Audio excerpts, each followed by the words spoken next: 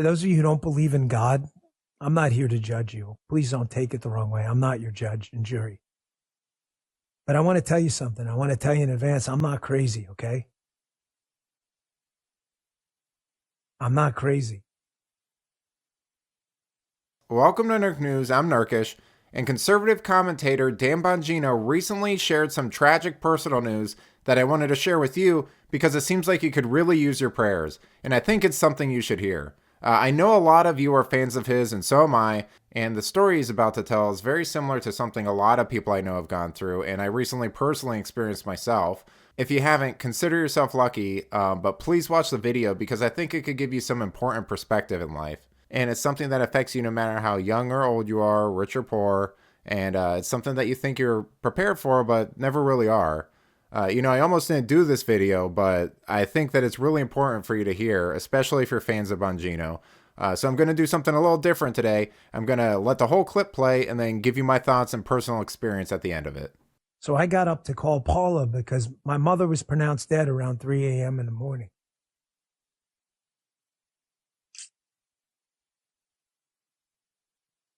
Be patient with me, please. And I was going to call Paula because I said I wanted to tell her that something really weird had happened. Then I looked at my phone and I saw I had a text. I turned it off, do not disturb. And I noticed I had a text at 2:49. It was from a woman who lives in this apartment building, this building that my mom lives in, and to tell me that she said, Dan, it's Teresa. I need you to call me. And it's 2:49 a.m. when she sent the text. But I was going to call Paula to tell her about this weird experience I'd had at 3 a.m. So at 3 a.m. in the morning, someone grabbed me, like hugged me, like a mom. There you go. You can see how torn up he is about this, and it goes to show you that you're never really prepared for this sort of stuff. Dan seems like a tough guy. He's nearly 50 years old. You think that as you get older and go through more hardships that you'll be prepared for this sort of stuff, but it can really come at any time. I mean, from personal experience, I think we imagine sometimes that we'll be lucky enough to say goodbye or have time to process it, but that's not always the case. Like I said earlier, I recently lost my dad and sister within a year or so of each other. And, I kind of had a rough upbringing and a bit of a rocky relationship with my family. But when my dad was in the hospital, I had a very vivid dream of him talking to me about dying. And it was one of those dreams where you're dreaming.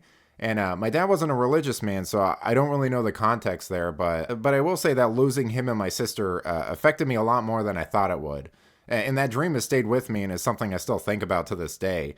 So if you have family that are still alive, please let them know that you love them and care about them, even if you don't have a perfect relationship with them. But yeah, this was kind of a less structured video. I just want to share Dan's message with you because I think it's important and you may have missed it. I'm not sure how often he plans on talking about this. He did post a message on his Facebook yesterday and has been receiving a lot of support. So if you have a Facebook and are a fan of his, please consider leaving a message there to show your love and that you're thinking about him.